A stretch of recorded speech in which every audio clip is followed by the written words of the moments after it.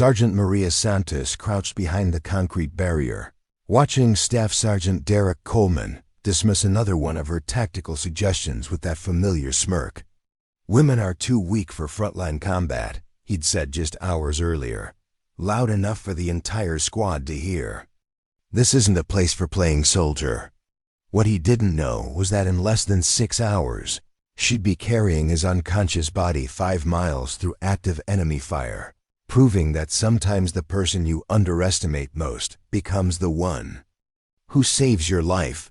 The forward operating base in the mountains of eastern Afghanistan buzzed with pre-mission tension. Desert camouflage uniforms moved between supply crates and armored vehicles like pieces on a deadly chessboard.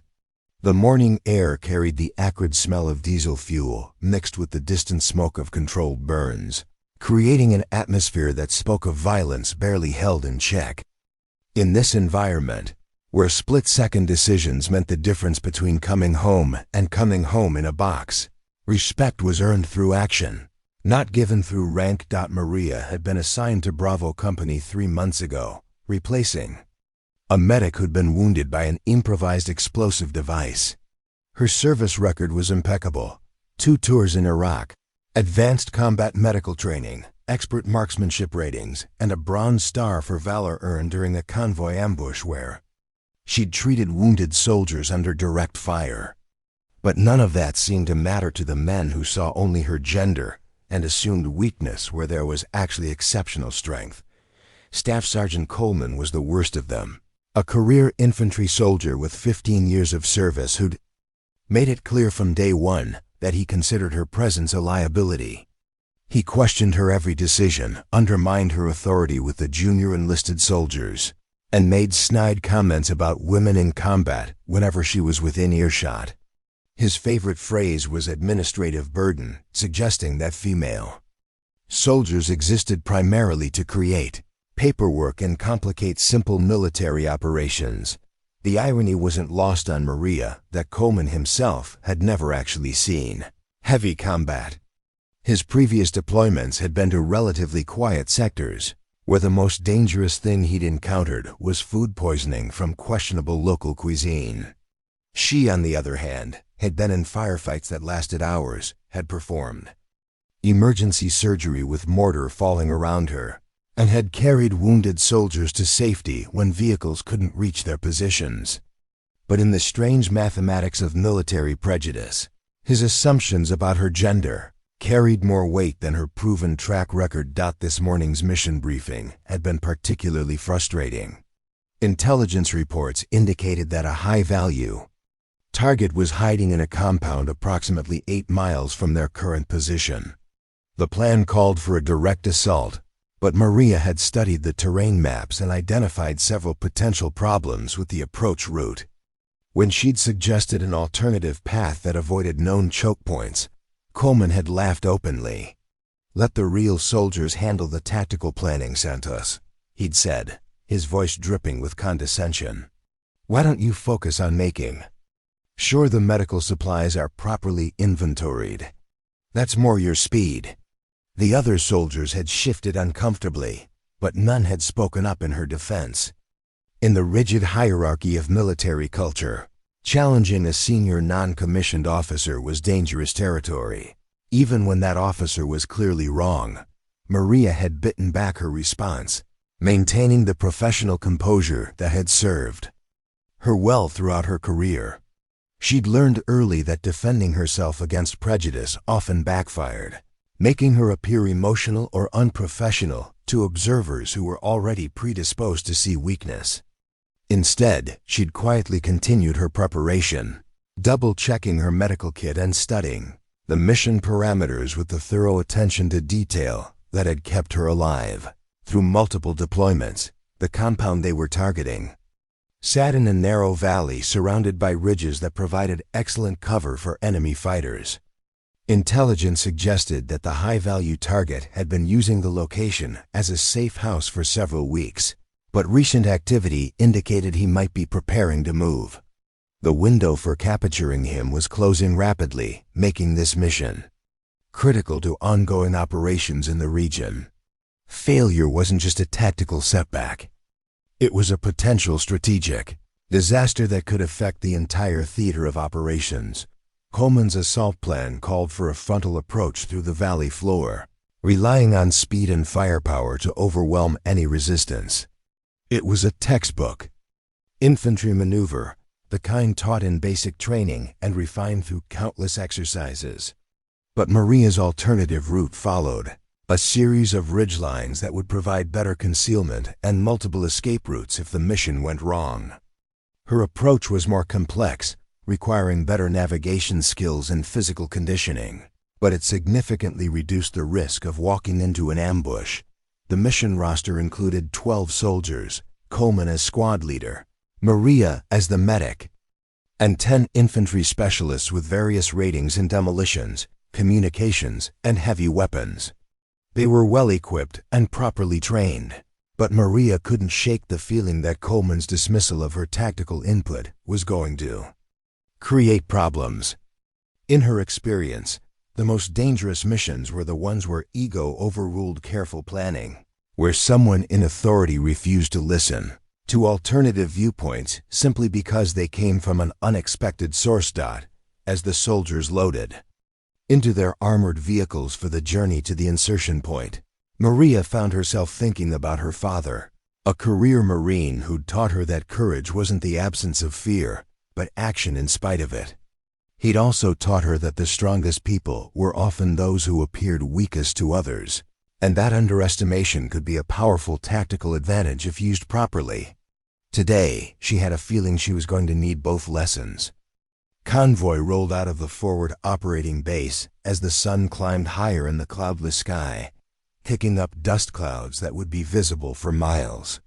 Maria checked her equipment one final time: medical supplies, ammunition, radio, and the GPS device that might become critically important if Coleman's plan went as wrong as she suspected it would.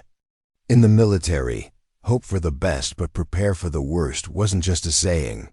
It was a survival strategy that separated the living from the dead. The armored vehicle lurched over another pothole as Staff Sergeant Coleman's voice crackled through the radio headset, his tone carrying the casual arrogance that had become his trademark whenever he addressed Maria. "Santos, when we hit the compound, I want you to hang back with the support element.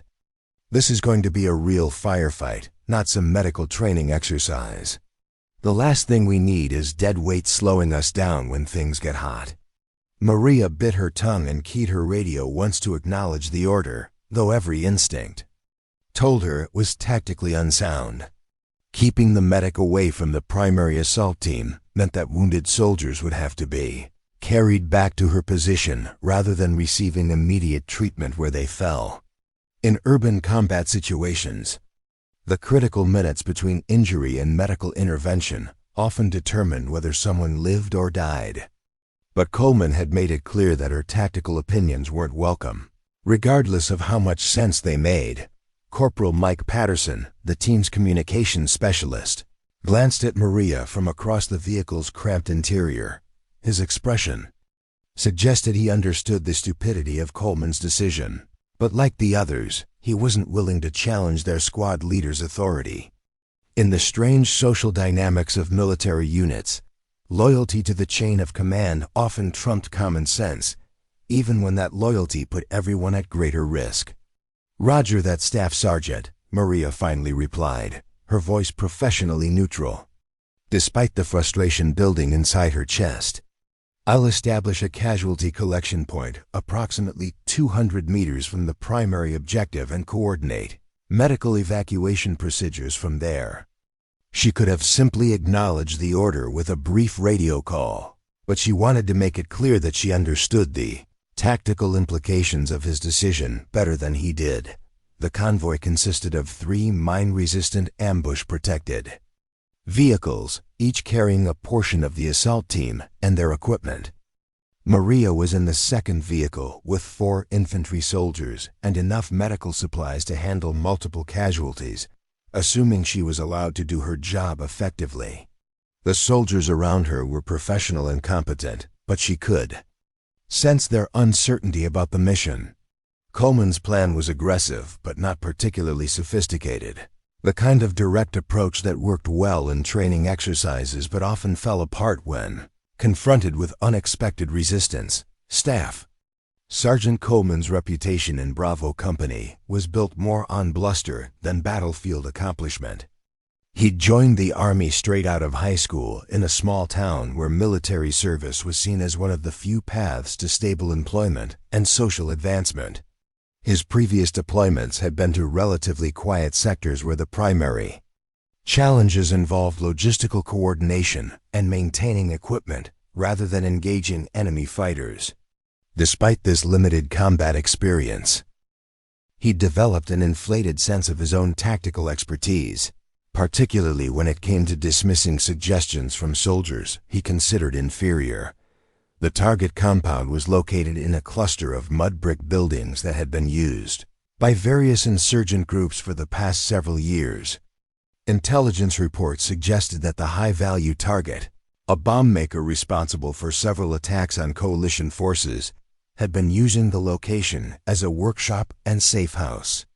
The mission was straightforward in concept: surround the compound, capture or eliminate the target, and search for intelligence materials that might lead to other enemy operatives.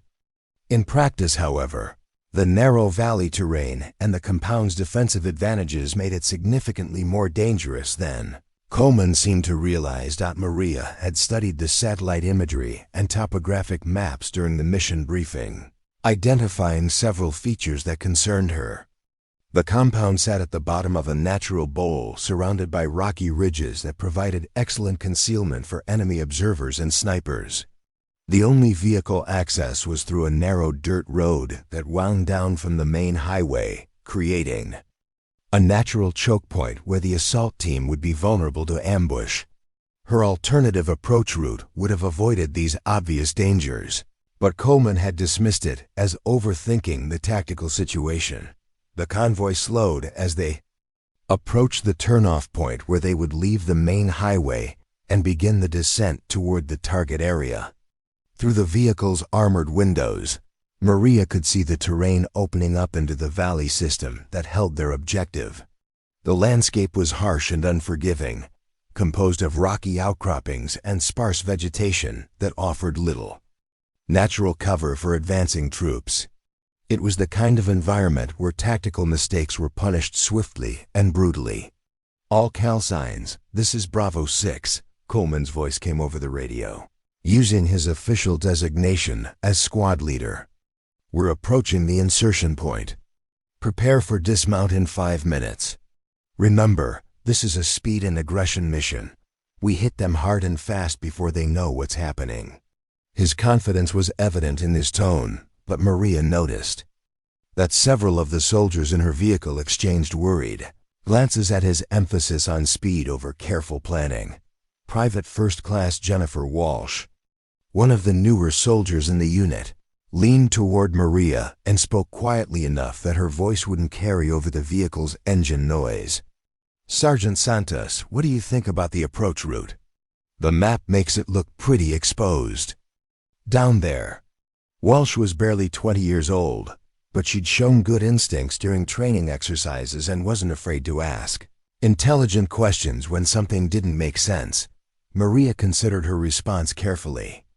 Undermining Coleman's authority would violate military protocol and could damage unit cohesion at a critical moment. But she also had a responsibility to help junior soldiers understand tactical situations and make good decisions under pressure. "The terrain does present some challenges," she said diplomatically. "That's why it's important to stay alert and follow your training. Keep your head on a swivel and trust your instincts if something feels wrong."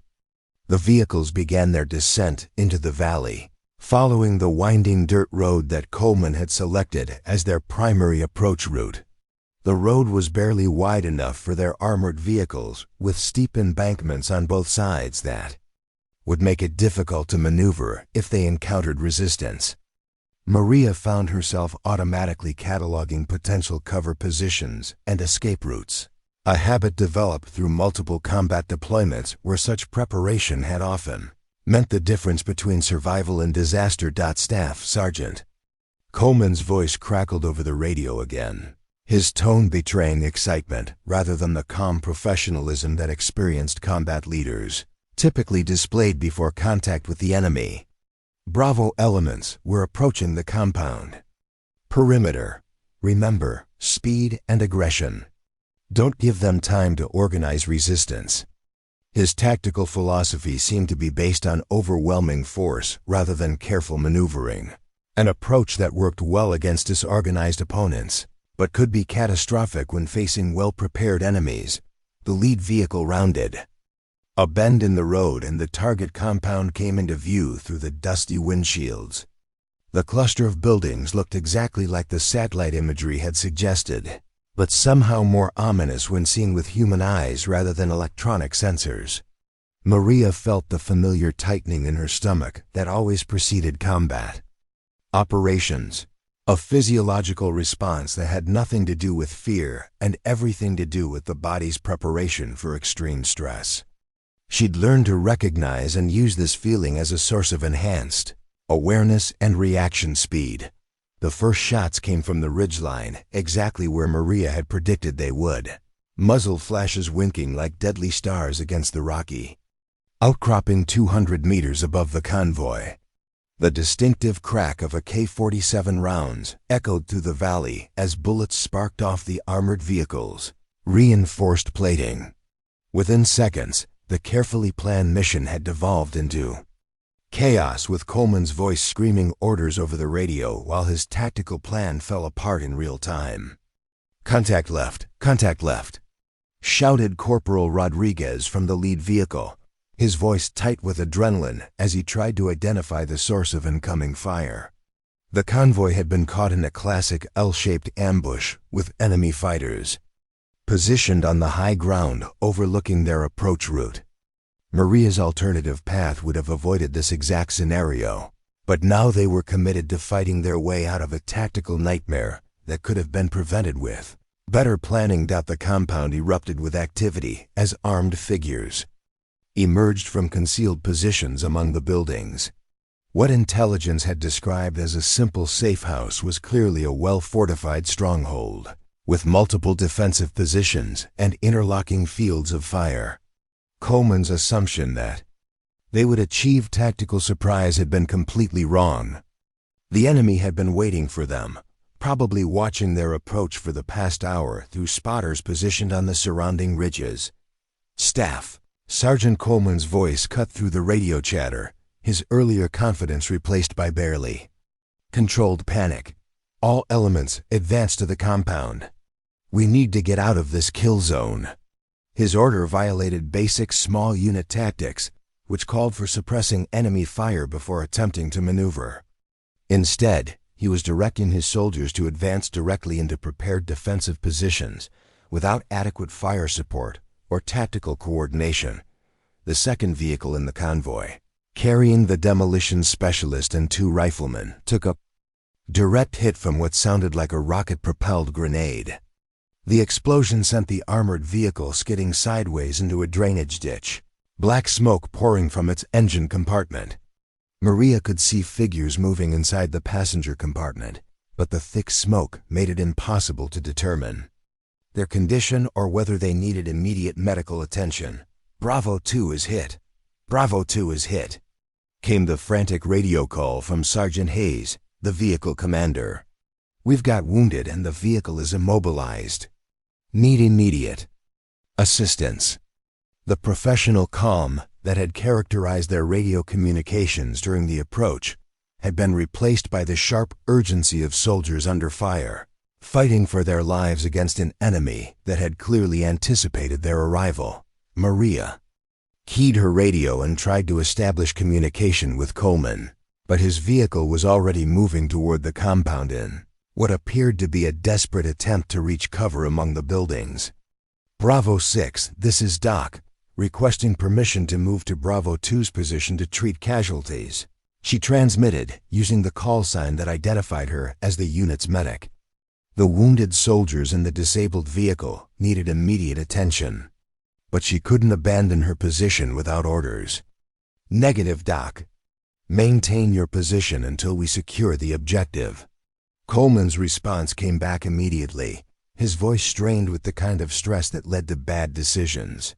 He was clearly focused on salvaging his tactical plan rather than adapting to the changed circumstances on the ground. The mission had become more important to him than the lives of his soldiers, a dangerous mindset that often led to unnecessary casualties.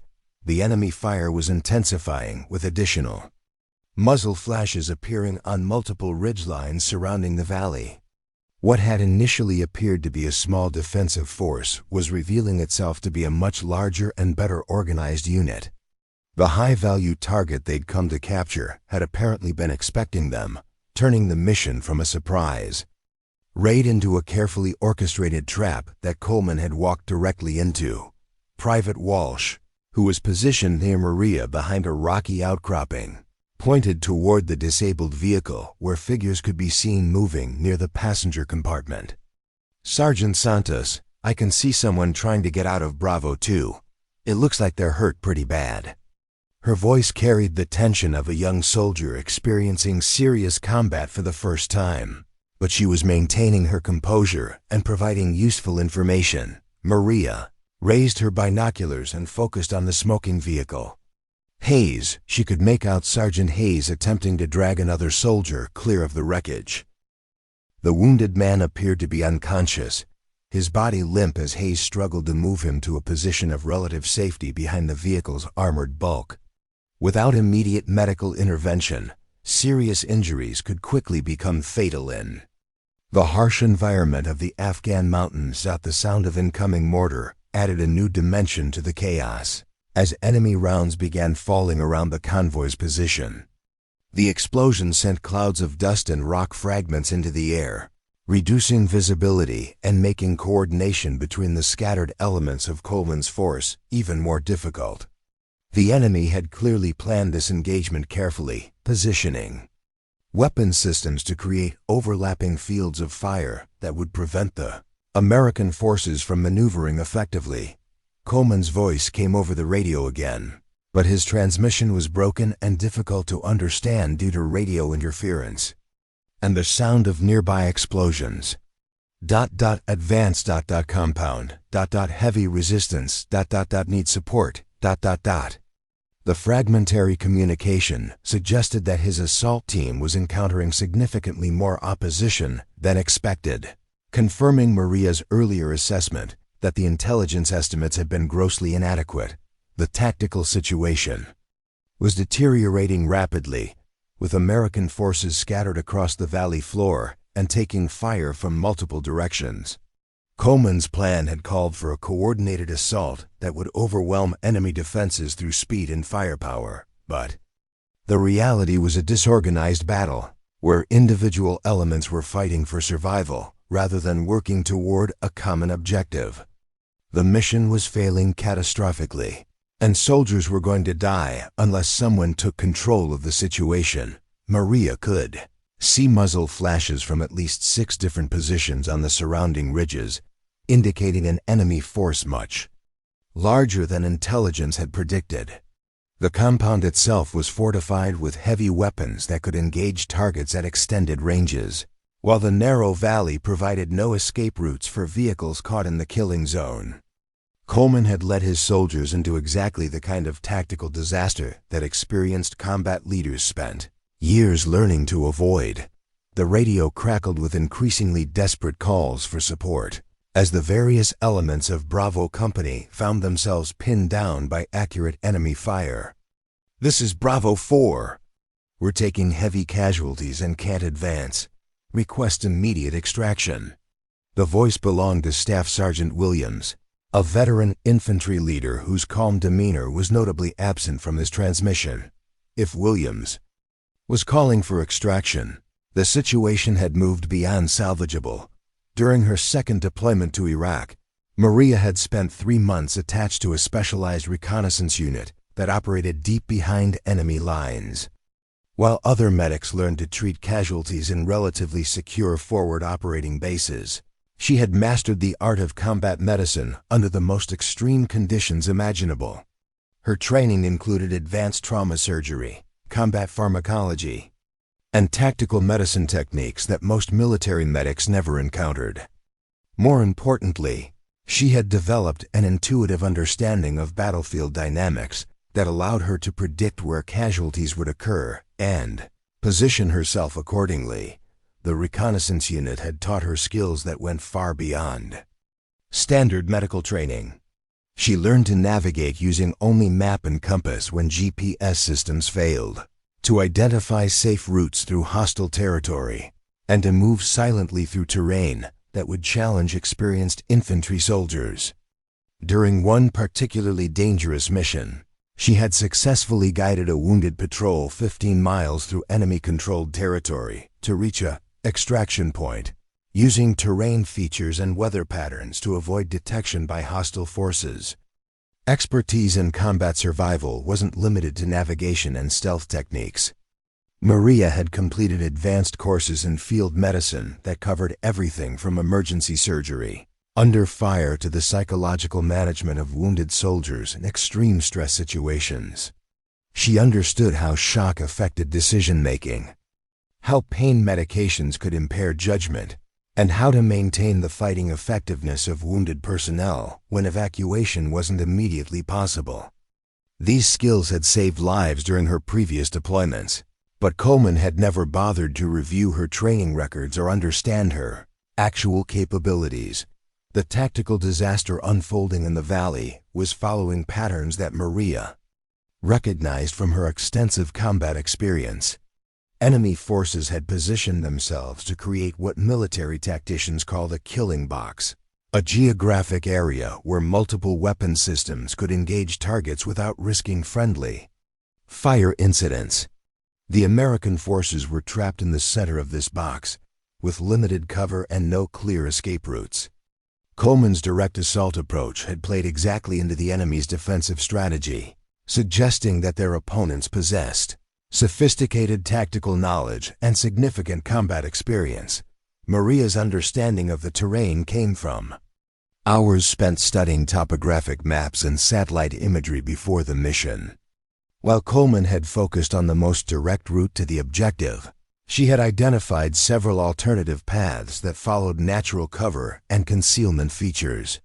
One route in particular caught her attention, a series of interconnected ridgelines that would allow movement parallel to the valley floor while remaining hidden from enemy observation posts. The path was longer and more physically demanding, but it offered tactical advantages that could be decisive in the current situation. Her medical training had also taught her to think systematically about casualty evacuation under fire. The standard military approach involved establishing a casualty collection point in a secure area and transporting wounded personnel away from the immediate combat zone. However, Maria's experience with reconnaissance operations had shown her that sometimes the safest route for evacuating casualties wasn't necessarily the most obvious one. In terrain like the Afghan mountains, unconventional approaches often provided better security than standard procedures. The radio communications she was monitoring revealed the true extent of Coleman's tactical failures. His assault team had become pinned down near the compound's outer perimeter, unable to advance or retreat effectively. The enemy had clearly anticipated their approach and prepared defensive positions that maximized the effectiveness of their weapons while minimizing exposure to return fire. Coleman's emphasis on speed and aggression had walked his soldiers directly into a carefully planned ambush that could have been avoided with better reconnaissance and route planning. Maria's experience with combat stress had taught her to recognize the signs of tactical decision-making under extreme pressure. Coleman's radio transmissions were becoming increasingly erratic, jumping between different objectives without completing previous orders. This pattern typically indicated that a leader was overwhelmed by the complexity of the situation and had lost the ability to think strategically rather than reactively. In such circumstances, subordinate leaders often had to take initiative to prevent complete tactical disaster. Her advanced medical training included specialized knowledge of combat injuries, caused by high-velocity projectiles and explosive devices. She could assess the severity of trauma cases by analyzing radio descriptions of symptoms, determine appropriate treatment priorities based on available resources, and predict which casualties would require immediate evacuation versus those who could be stabilized for delayed transport. This expertise was particularly valuable in situations where multiple casualties occurred simultaneously and medical resources had to be allocated efficiently to save the maximum number of lives. The terrain analysis that Maria had conducted before. The mission included detailed study of geological formations, vegetation patterns, and seasonal weather effects that could influence tactical movement. She had identified several features that could provide concealment for small unit movements, including rock formations that would mask thermal signatures from enemy surveillance equipment and natural depressions that offered protection from direct fire weapons. Coleman had dismissed this information as unnecessary detail, but it was precisely the kind of knowledge that could mean the difference between mission success and catastrophic failure. Her combat experience had also taught her to recognize the psychological factors that influence decision-making under extreme stress. Soldiers who had never experienced serious combat often made predictable mistakes when first exposed to life-threatening situations, including tunnel vision that prevented them from seeing tactical alternatives and panic responses that led to poor judgment. Maria had learned to compensate for these factors by maintaining situational awareness and thinking several steps ahead of immediate tactical problems. The enemy's defensive strategy was becoming clearer as the engagement continued. They had positioned weapon systems to create interlocking fields of fire that prevented American forces from maneuvering effectively while conserving ammunition for sustained engagement. This suggested a level of tactical sophistication that exceeded intelligence estimates and indicated that the high-value target might be more than just a bomb maker. The compound could be serving as a training facility or command center for a larger insurgent organization. Maria's specialized training had prepared her for exactly this type of complex tactical situation, where standard procedures had failed and unconventional solutions were required to prevent disaster.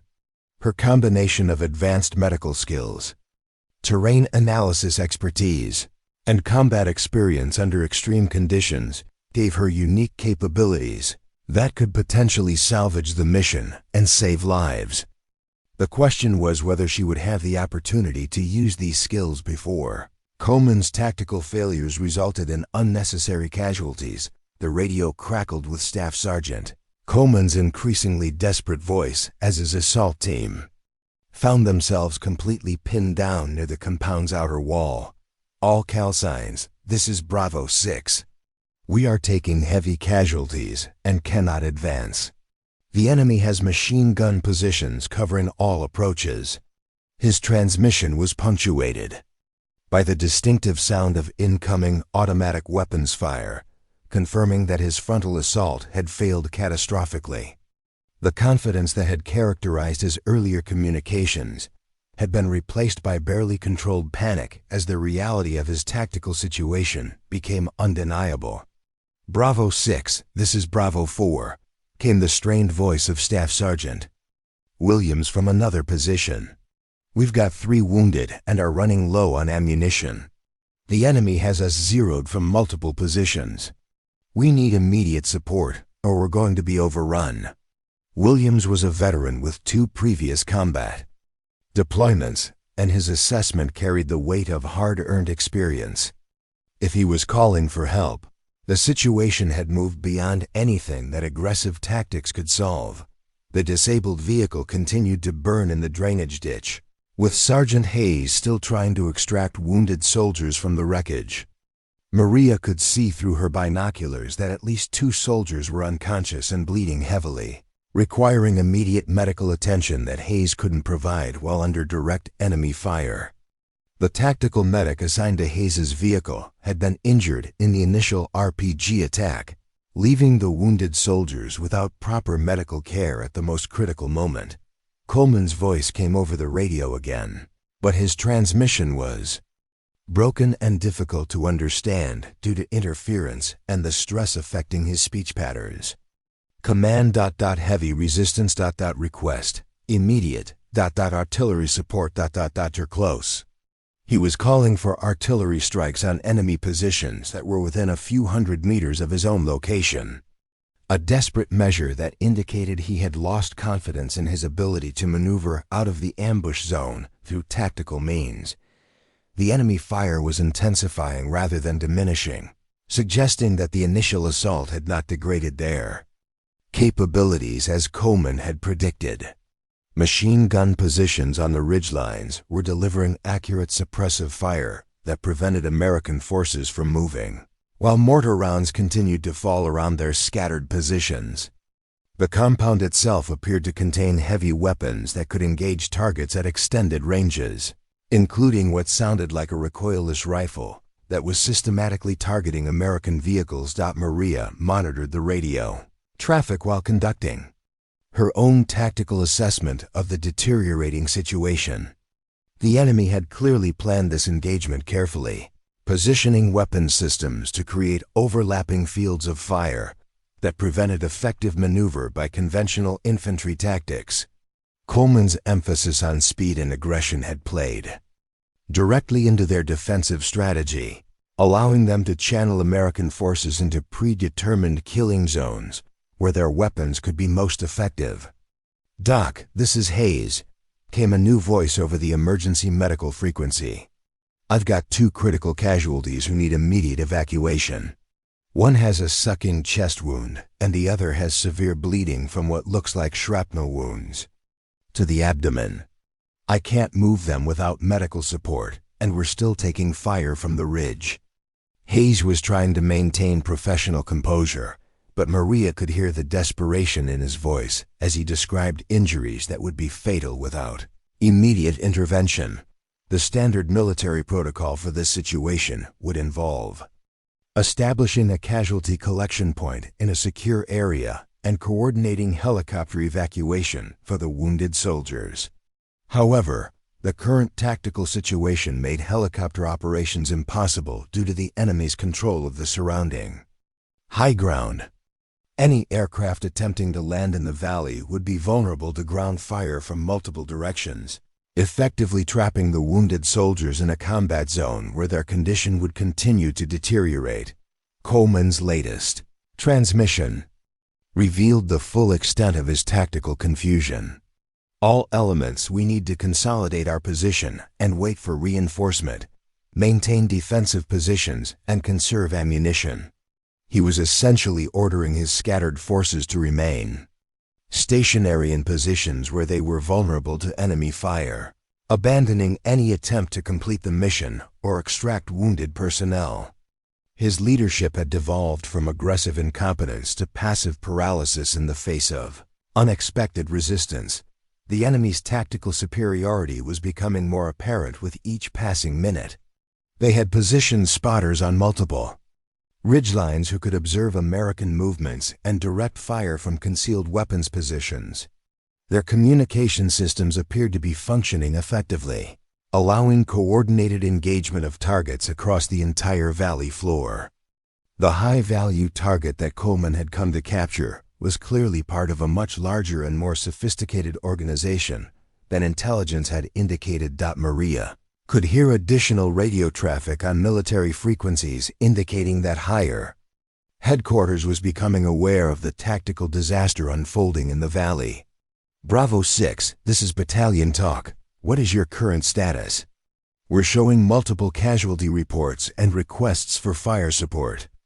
The Tactical Operations Center was trying to understand the situation, but Coleman's fragmented reports weren't providing the clear information needed for effective command decisions. "Battalion, this is Bravo 6, Coleman responded, his voice cracking under stress. "We are engaged with a larger enemy force than anticipated. Multiple casualties, vehicles disabled, heavy weapons fire from prepared positions. Request immediate reinforcement and close air support." His admission that the enemy force was larger than expected confirmed that his pre-mission intelligence Assessment had been completely inadequate. The wounded soldiers in the disabled vehicle were running out of time as their medical conditions deteriorated without proper treatment. Maria could see Hayes attempting to apply pressure bandages and administer first aid, but he lacked the training and equipment needed to address serious trauma injuries. The sucking chest wound that he had described over the radio could be fatal within minutes if not properly treated, while abdominal bleeding suggested internal injuries that required surgical intervention. Staff Sergeant Williams transmitted another desperate request for support from his position near the compound's eastern perimeter. Bravo 6, we are completely pinned down. The enemy has us under observation and is directing accurate fire on our position. We cannot move without taking casualties. Williams had been in the Army for 8 years and had developed a reputation for calm leadership under pressure, making his obvious distress a clear indicator of how serious the tactical situation had become. The radio frequency erupted with overlapping transmissions as the various elements of Coleman's force tried to coordinate their defensive efforts while under continuous enemy fire. Contact front. RPG incoming. Man down, man down. The professional radio discipline that had characterized their communications during the approach had completely broken down as soldiers fought for survival in positions where Coleman's tactical plan had placed them. The mission had become a disaster of such magnitude that even experienced combat veterans were struggling to maintain their composure under the relentless enemy pressure. Maria stared at the radio handset in her grip, listening to the desperate voices of soldiers who were dying because of tactical incompetence and bureaucratic inflexibility. Every instinct developed through multiple combat deployments told her that waiting for official authorization would result in unnecessary casualties that could be prevented with immediate action. The wounded soldiers in Hayes's disabled vehicle had maybe 20 minutes before shock and blood loss made their injuries irreversible, while Coleman's assault team was pinned down in positions that would become untenable once the enemy brought additional weapons to bear. She thought about the military oath she had taken years earlier, promising to support and defend against all enemies, and to bear true faith and allegiance to the Constitution rather than to incompetent officers who put politics above the lives of their soldiers. The oath didn't include provisions for following illegal orders or standing by while preventable deaths occurred due to command failures. Sometimes the most patriotic thing a soldier could do was to disobey direct orders when those orders violated the fundamental principles of military service. Private Walsh crouched beside her behind the rocky outcropping, her young face reflecting the confusion and fear that came with experiencing serious combat for the first time. Sergeant Santos, what are we going to do? Those guys in the disabled vehicle are going to die if someone doesn't help them soon. Her voice carried the kind of moral clarity that often came from soldiers who hadn't yet learned to accept institutional failures as inevitable parts of military life. Maria looked at Walsh, then at the smoking vehicle where Hayes was still struggling to treat casualties with inadequate medical supplies and no protection from enemy fire. The tactical situation was clear. Coleman's plan had failed catastrophically. His leadership had devolved into paralysis, and soldiers were going to die unless someone took decisive action to extract them from the killing zone. All the radio calls for reinforcement and air support would take hours to coordinate, time that the wounded soldiers didn't have.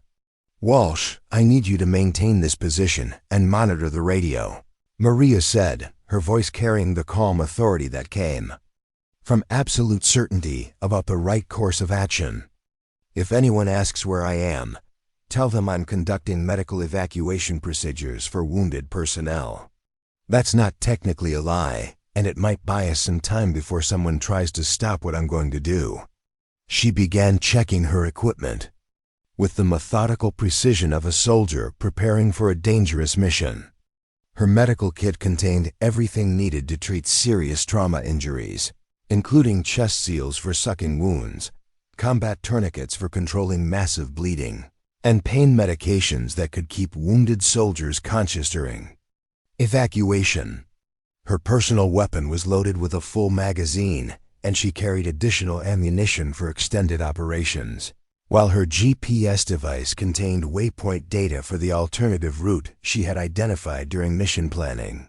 The decision to disobey Coleman's direct orders wasn't made lightly or impulsively. Maria understood the potential consequences: court-martial proceedings, reduction in rank, possible dismissal from the Army with loss of benefits and veteran status. Her military career, which had been built through years of exemplary service and combat performance, could be destroyed by a single act of insubordination. But the alternative was watching soldiers die because their leader was too incompetent and too proud to admit his mistakes. Her mental calculation of the tactical situation included factors that Coleman had never considered during his planning process. The enemy force was clearly larger and better organized than intelligence had predicted, but they were also focused on defending the compound rather than pursuing aggressive offensive operations. This defensive posture created opportunities for small unit movements that avoided direct confrontation with enemy strongpoints, particularly if those movements followed terrain features that provided concealment from observation posts. The route Maria had identified during her pre-mission analysis followed a series of interconnected ridgelines that paralleled the valley floor while remaining hidden from enemy positions around the compound. The path was physically demanding and would require expert navigation skills, but it offered the possibility of reaching the disabled vehicle without exposing herself to direct enemy fire. More importantly, the same route could be used to evacuate wounded soldiers to a secure area where helicopter extraction might be possible. She thought about her father's lessons about moral courage and the responsibility that came with specialized knowledge and training. Military service wasn't just about following orders. It was about using professional competence to protect American lives and accomplish missions that served the national interest. When commanders failed in those responsibilities, subordinate leaders sometimes had to step forward and do what needed to be done. Regardless of the personal consequences, Maria's combat experience had taught her that the most dangerous moments in military operations often came when official channels broke down and individual soldiers had to make decisions based on their own judgment rather than detailed instructions from higher headquarters. The current situation was exactly that kind of moment, a tactical disaster where someone had to take initiative or watch preventable deaths occur due to institutional paralysis. The radio crackled with another transmission from Coleman, his voice now openly pleading for support that wasn't going to arrive in time to matter. "Battalion, this is Bravo 6. We have multiple urgent casualties and are taking continuous fire from prepared positions. We need immediate reinforcement or we're going to lose people." His admission of tactical failure came too late to help the soldiers who were bleeding. Out in the disabled vehicle, while he maintained his defensive posture, Maria stood up and began moving toward the ridgeline that marked the beginning of her planned route, using natural cover to avoid detection by enemy spotters. Her movement was deliberate and calculated, following terrain features that would mask her thermal signature and minimize her visibility to optical surveillance systems. The first 100 meters were the most dangerous, as she had to cross open ground where enemy observers might detect movement and direct fire on her position. The weight of her medical equipment and personal weapons made the climb more difficult. But her physical conditioning was excellent after months of training in the Afghan mountains. Each step was carefully planned to avoid loose rocks that might create noise or disturb vegetation in ways that could reveal her position to enemy surveillance. The alternative route she had identified was proving to be exactly as viable as her map analysis had suggested, providing concealment and cover that made undetected movement possible. Behind her, the sounds of combat continued as Coleman scattered. Elements maintained their defensive positions while enemy fire gradually intensified. The tactical initiative had passed completely to the opposing force. which was now free to maneuver additional weapons into positions where they could deliver more effective fire on pinned American soldiers. Without immediate intervention, the situation would continue to deteriorate until the enemy felt confident enough to launch counterattacks that could overrun isolated defensive positions. Maria's radio remained silent as she climbed toward the first waypoint on her planned route. She had switched to the emergency medical frequency and adjusted her equipment to minimize electronic signatures that might be detected by enemy surveillance systems. Her movement was becoming a solo infiltration mission through hostile territory, with the objective of reaching wounded soldiers and evacuating them through unconventional means that bypassed the tactical paralysis affecting official command. The moral weight of her decision settled on her shoulders as she realized there was no turning back from the course of action she had chosen. In less than an hour, she would either be a hero who had saved lives through courageous initiative or a disgraced soldier who had violated military discipline during a combat operation. The only certainty was that soldiers were dying while their official leader proved incapable of adapting to circumstances that demanded immediate action rather than bureaucratic procedures. Maria moved through the rocky terrain with the fluid precision of a predator, each step calculated to minimize noise and avoid detection by enemy spotters positioned on the surrounding ridgelines. The alternative route she had memorized during mission planning was proving to be exactly as viable as her analysis had predicted, providing natural concealment that allowed her to bypass the killing zone where Coleman's forces remained pinned down. The sound of gunfire echoed through the valley below, but she was now operating in a parallel world where stealth and navigation skills mattered more than firepower and aggressive tactics. The first waypoint on her route brought her to an elevated position that provided clear observation of the disabled vehicle and the tactical situation around it. Through her binoculars, she could see Sergeant Hayes crouched behind the armored hull, still attempting to treat wounded soldiers with completely inadequate medical supplies. One casualty appeared to be unconscious and breathing irregularly, suggesting serious internal injuries that would be fatal without immediate surgical intervention. The second wounded soldier was conscious but clearly in shock, his face pale and his movements increasingly uncoordinated as blood loss affected his cognitive functions. Enemy fire was impacting around the disabled vehicle at regular intervals, forcing Hayes to interrupt his medical treatment whenever muzzle flashes appeared on the ridgelines above. The tactical situation was steadily deteriorating as the enemy repositioned weapons to improve their angles of fire on the stranded Americans.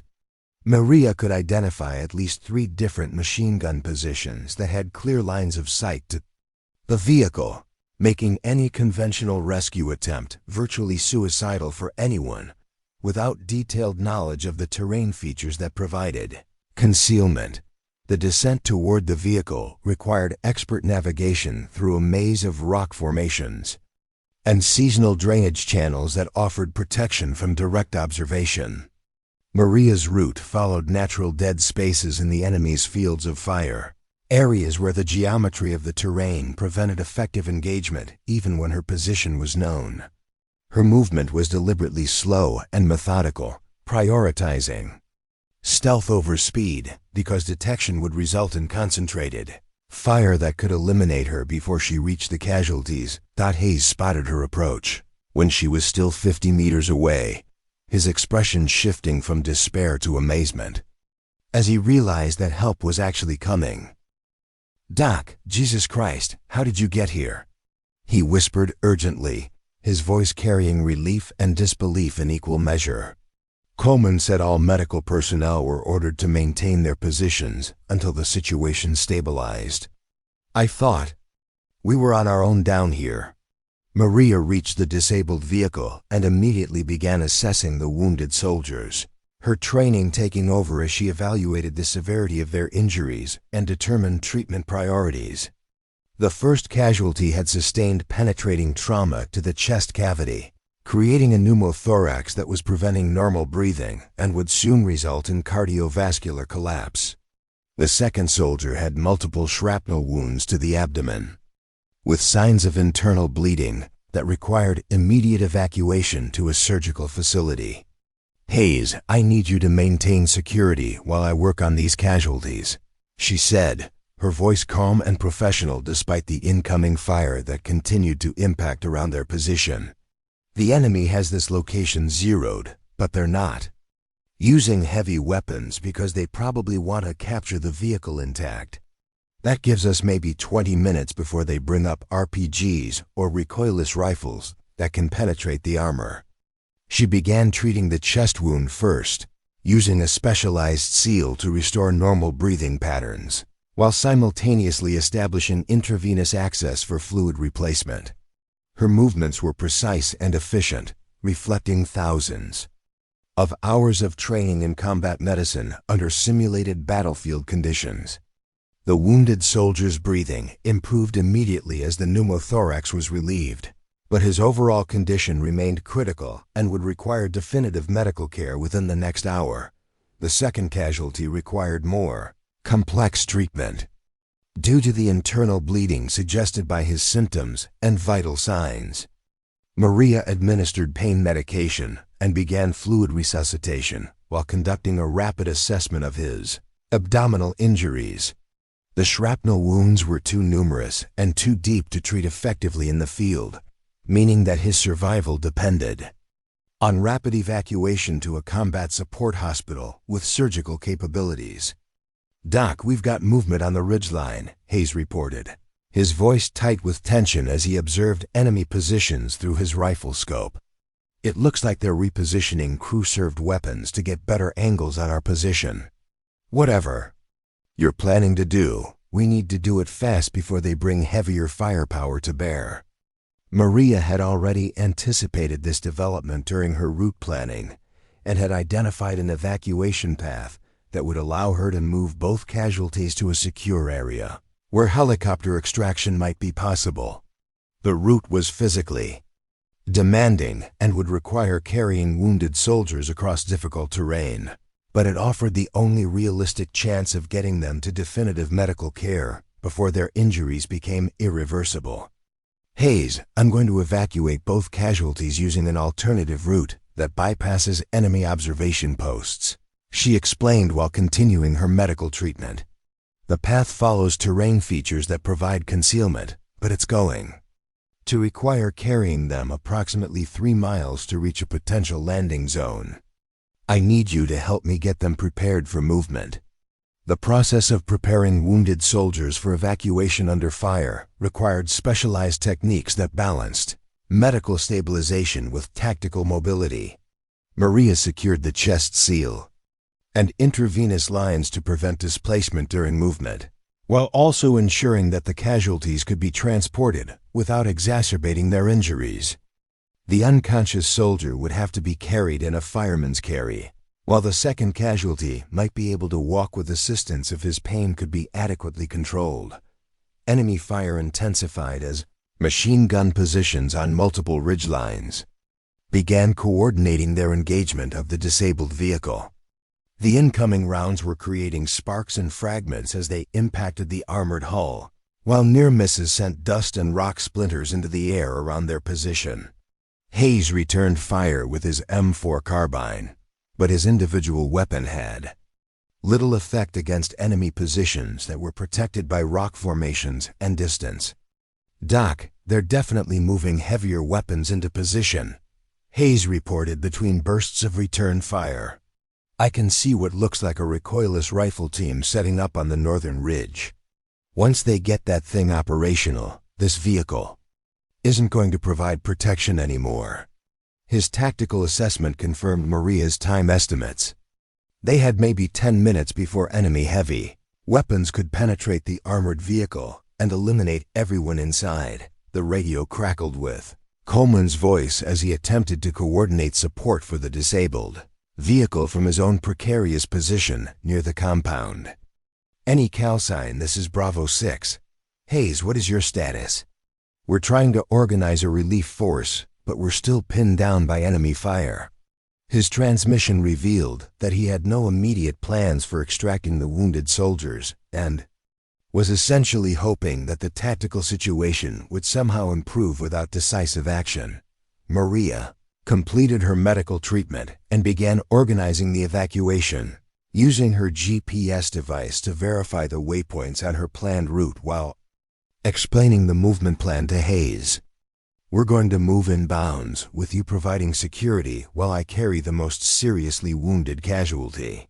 The route follows a drainage channel that provides concealment for the first 1,000 meters, then climbs through rock formations that will mask our thermal signatures from enemy surveillance." The first casualty was now stabilized enough for transport, his breathing regular and his vital signs improved following medical intervention. However, his condition remained critical, and any delay in reaching surgical care could result in complications that would be fatal even with proper treatment. The second soldier was conscious and able to follow instructions, but his pain level and blood loss made unassisted movement impossible over the distance they would have to travel. Hayes helped Maria lift the unconscious soldier into a carrying position that distributed his weight evenly while maintaining access to his airway and intravenous lines. The load was significant, but her physical conditioning and specialized training in casualty evacuation made the burden manageable for the distances involved. The conscious casualty would move between them, supported by Hayes when the terrain became too difficult for independent movement. Enemy fire reached a crescendo as the recoilless rifle team Hayes had identified completed their setup and began engaging the disabled vehicle with high explosive rounds. The first shot impacted the engine compartment, sending a shower of metal fragments and burning fuel across their position. The armored hull that had provided protection was now becoming a death trap as enemy heavy weapons systematically destroyed. "The vehicle, time to go!" Maria shouted over the sound of explosions and automatic weapons fire. She began moving toward the concealed drainage channel that marked the beginning of their evacuation route, carrying the unconscious soldier while Hayes helped support the walking wounded. Behind them, the disabled vehicle erupted in flames as enemy fire found the fuel tank, eliminating their last source of cover and confirming that retreat was their only option for survival. The drainage channel provided immediate concealment from enemy observation as they began their movement toward the extraction point Maria had identified during her route planning. The unconscious soldier's weight was significant, but her training and conditioning allowed her to maintain a steady pace, despite the physical demands of carrying him across difficult terrain. Their survival now depended on reaching the landing zone before enemy forces could organize pursuit or before the casualty's medical conditions deteriorated beyond the point where treatment was possible. The drainage channel provided concealment for the first kilometer of their movement, but Maria could feel the unconscious soldier's condition deteriorating as his body struggled with the trauma of his injuries despite her initial treatment. His breathing was becoming more labored, and she could detect subtle changes in his pulse that indicated internal bleeding was continuing despite the intravenous fluids she had administered. Time was running out faster than she had calculated, making each step toward the extraction point a race against physiological processes that could prove irreversible. Hayes struggled to support the walking wounded soldier, whose pain medication was wearing off and whose strength was fading with each passing minute. "Doc, I don't think he's going to make it much further without rest," Hayes whispered urgently as they paused behind a rock formation to assess their progress. "His legs are giving out, and I can see fresh blood seeping through the bandages on his abdomen. Maybe we should find a defensive position and call for helicopter extraction from here." Maria shook her head while checking her GPS coordinates against the route she had memorized. "The landing zone I identified is the only location within range that provides adequate clearance for helicopter operations while offering protection from enemy fire. We're still 2 miles away, but the alternative is waiting here for enemy patrols that are probably already moving to cut off our escape routes." Her voice carried absolute certainty, despite the physical exhaustion that was beginning to affect her own performance. The sound of explosions echoed through the valley behind them as Coleman's forces continued their desperate defense against an enemy that had clearly gained tactical superiority. Radio chatter on the emergency frequencies indicated that additional American casualties had occurred, with multiple calls for medical evacuation that couldn't be answered due to the enemy's control of the surrounding high ground. Maria's decision to act independently was proving to be the only hope for the soldiers she was carrying, even as it meant abandoning others who might also need medical attention. The terrain became more challenging as they climbed out of the drainage channel and began following the ridgeline route that would take them toward the extraction point. Maria had to adjust her carrying technique to accommodate the steeper gradient, while maintaining the medical stability of her patient. The unconscious soldier's weight seemed to increase with each step, but her determination was fueled by the knowledge that stopping would mean certain death for both casualties. Enemy aircraft could be heard in the distance, the distinctive sound of helicopter rotors suggesting that their opponents possessed air mobility assets that could complicate the evacuation significantly. Maria realized that her movement was now occurring in a rapidly changing tactical environment, where additional threats could emerge without warning. The simple rescue mission she had envisioned was becoming a complex escape and evasion operation through territory controlled by a well-equipped enemy force. "Doc, I'm picking up radio chatter that suggests enemy forces are moving to intercept." U.S. Hayes reported while monitoring captured enemy communications equipment he had salvaged from the disabled vehicle. "I can't understand the language, but the voice patterns and frequency of transmissions indicate coordinated movement by multiple units. They know we're out here, and they're actively hunting for us." The walking wounded soldier suddenly collapsed, his legs unable to support his weight as shock and blood loss overwhelmed his remaining strength. Maria immediately stopped to assess his condition, finding that his pulse was becoming weak and thready while his skin took on the gray pallor that indicated impending cardiovascular collapse. Without immediate intervention, he would lose consciousness within minutes and possibly die before they could reach medical evacuation. She made the tactical decision to administer emergency medications that would temporarily stabilize his condition, but would also increase the risk of complications if definitive surgery was delayed too long. The calculation was brutal but necessary. Short-term survival took priority over long-term medical outcomes when the alternative was immediate death in the mountains of Afghanistan. Her combat medical training included exactly these kinds of life or death decisions that had no perfect solutions. "Hayes, we need to modify our movement technique," she said while treating the collapsed soldier. "I'm going to carry both casualties using a relay system where we move them in stages, rather than trying to transport them simultaneously.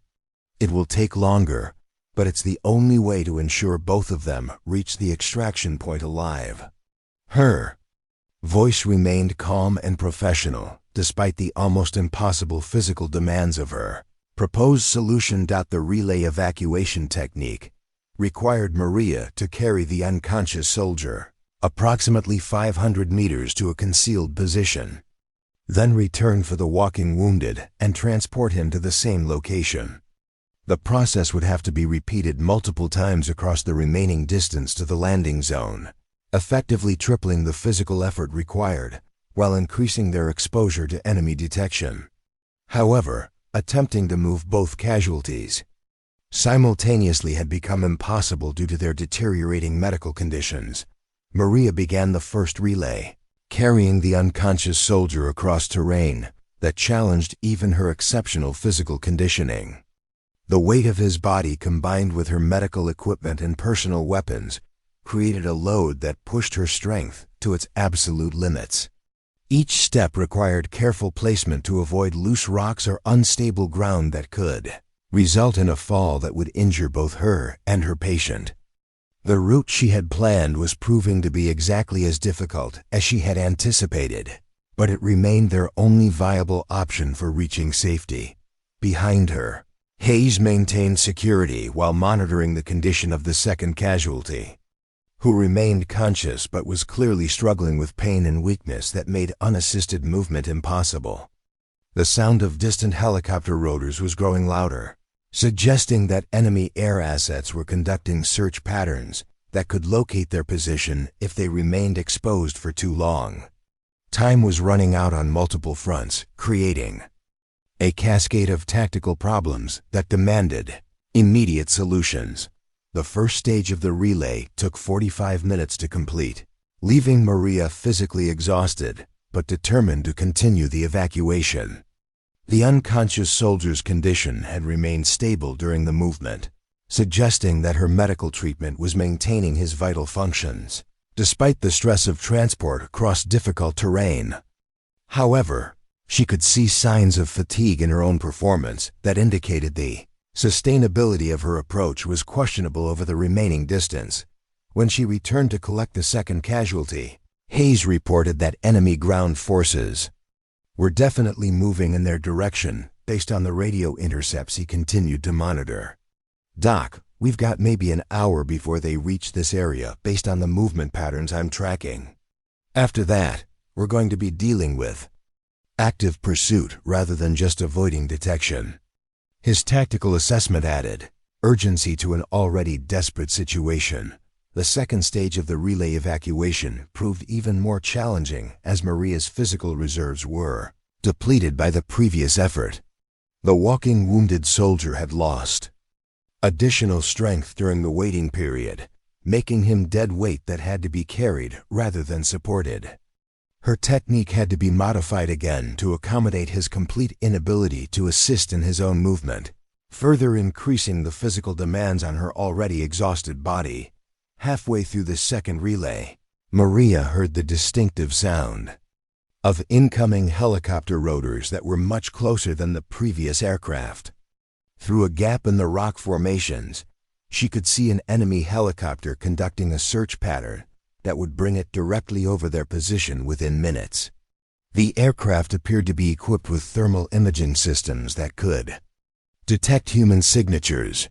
Despite the concealment provided by the terrain features, she immediately sought cover in a deep crevice between rock formations, pulling the wounded soldier into the shadows, while trying to minimize their thermal signatures through techniques she had learned during special operations training.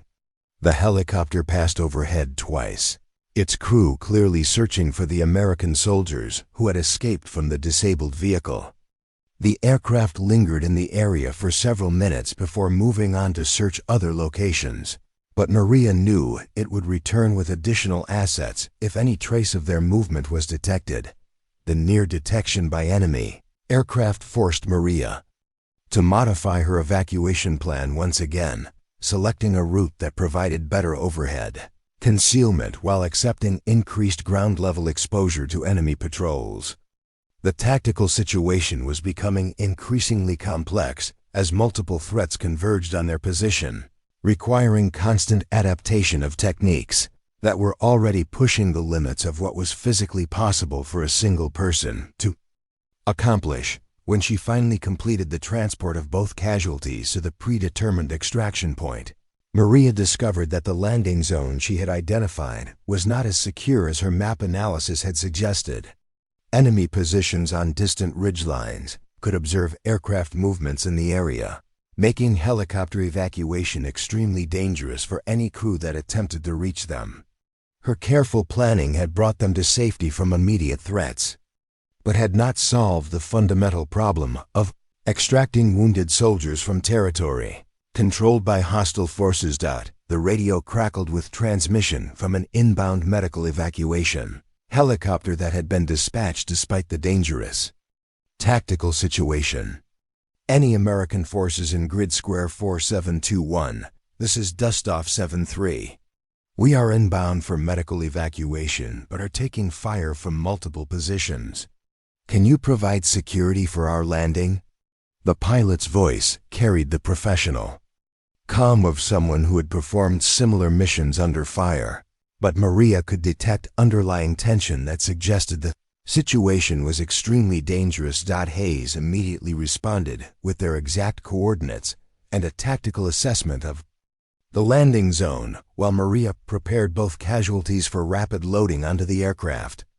The unconscious soldier remained stable but critical, while the walking wounded had lost consciousness during the final stage of transport and was showing signs of severe shock that required immediate surgical intervention. Both men would die without definitive medical care that could only be provided at a combat support hospital. The medical evacuation helicopter appeared through the mountain haze like salvation made manifest, its crew clearly accepting enormous personal risk to reach soldiers who had been written off as casualties by official command channels.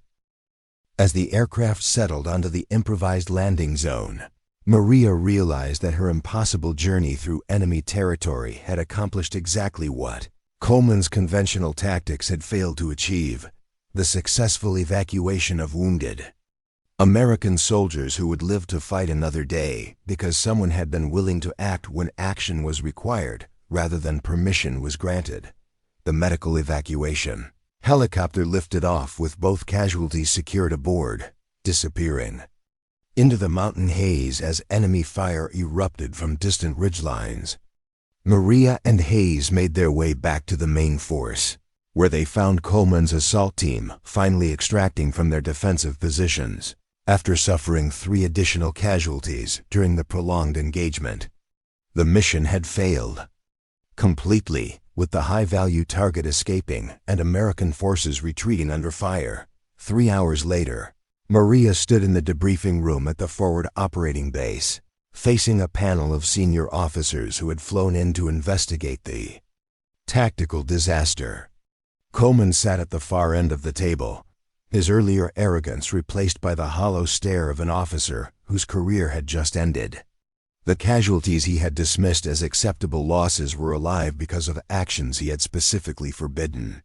"Sergeant Santos," said Colonel Patricia Reeves, the investigating officer, "your unauthorized movement resulted in the successful evacuation of 2 critically wounded soldiers who would have died without immediate medical intervention. However, you directly disobeyed orders from your squad leader during an active combat operation.